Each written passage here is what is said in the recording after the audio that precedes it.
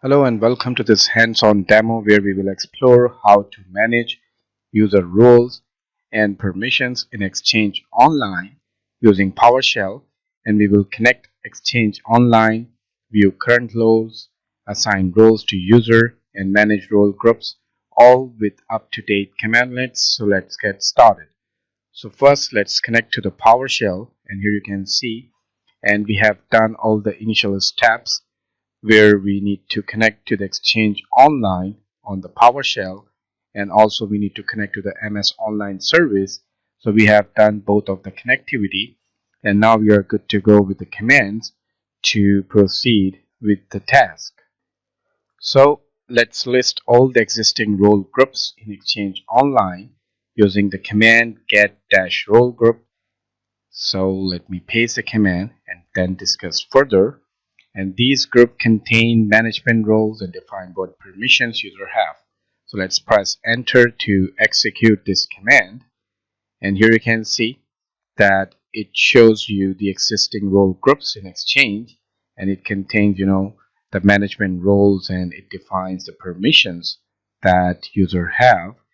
And once you review that, then to see which management roles are assigned to a specific role group, like the organization management, one of the role group.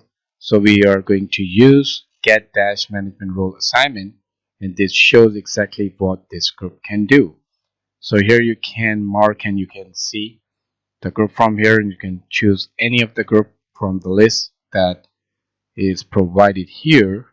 Now let's run the command to see, and here you can see that it shows you all the names in the roles and the role assignee name, which is the organization management, and the role assignee type is the role group, method is direct, effective user, all group members. So you can see, and these are the roles. You can see the migration, legal hold, recipient policies, data log prevention, federated sharing. So all these roles are part of this the role group.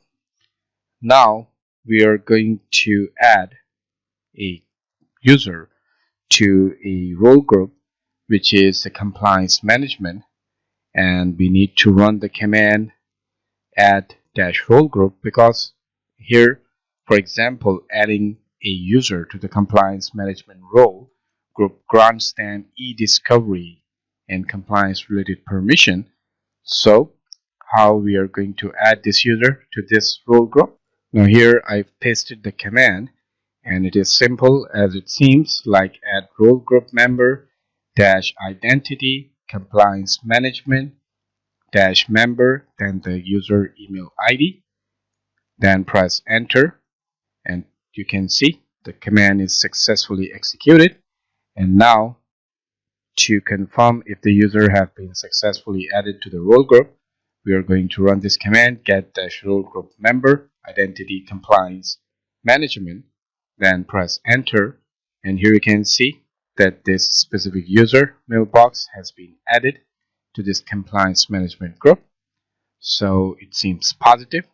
And now here we are going to create the new role group with the name helpdesk admin. And why we are doing that, for more granular control, you can create the custom role group like we are doing right now, and here you can assign certain roles like the mail recipients or the reset password. So how you're going to do that on the PowerShell commandlet, let me show you. So here with this few keywords, you can achieve this task.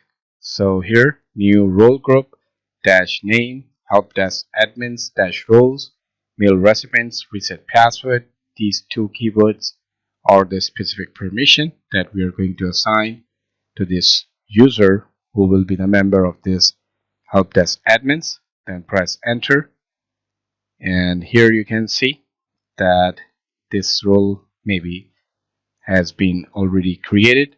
Okay, so it says that it has been created. So let me change this group name here and see team. help desk team. So there you go. As we have changed the group name, so the command has been executed successfully because this error tells the story that it is already exists. That's why it's not creating it again. Now, if you need to remove permissions, simply remove the user from the user role group, and the command you're going to use for that purpose is remove-role group member, and the command is simple, but you need to add that specific user ID in the last of this command. And after that, we will verify whether the user has been deleted. So here we are removing the role group member, then press A, and it is done. And let's verify that. Press enter, and here you can see that the user has been deleted from the role group. And that's how you can achieve these tasks by using the PowerShell commandlet. So that's it, a full walkthrough of managing user roles and permission in Exchange Online using PowerShell. These steps help ensure proper delegation and access control in your Microsoft 365 environment.